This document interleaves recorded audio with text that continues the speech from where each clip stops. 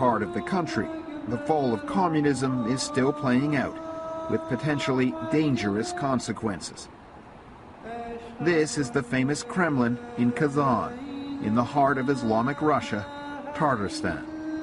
From the uprisings that began the Arab Spring to the ongoing civil war in Syria, Russia's policies have been partly shaped by a persistent fear of radical Islam.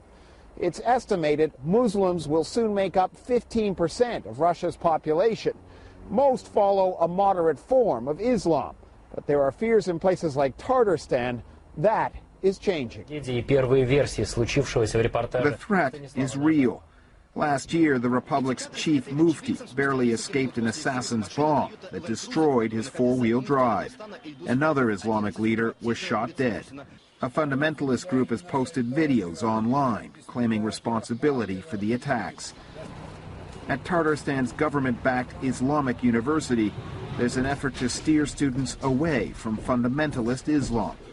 Here, the stress is on the cooperative, non-violent version that has existed in Tatarstan for centuries.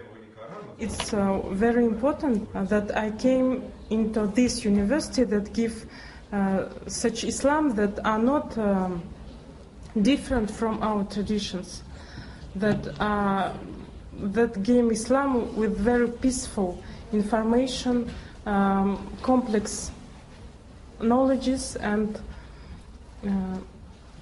reliable Islam.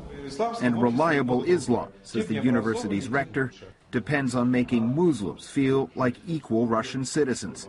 As nationalism rises in other parts of the country, the danger grows. Here, radicalism has planted some roots, dealing with rights of abused Muslims. That's when Muslims start looking for a reason to blame their problems on someone else, on another part of the population.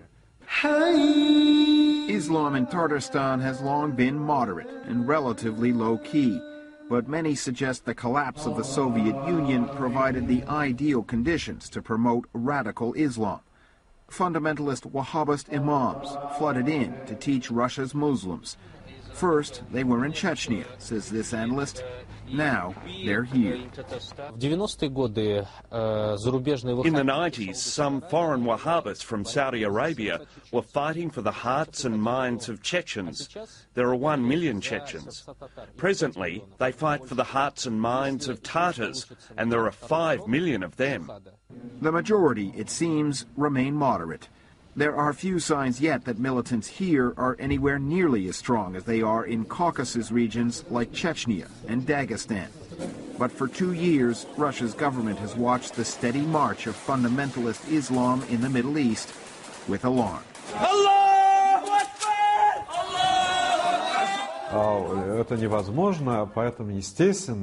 It is impossible in Russia to escape the impact of the world, because for Muslims it is quite attractive what is happening in the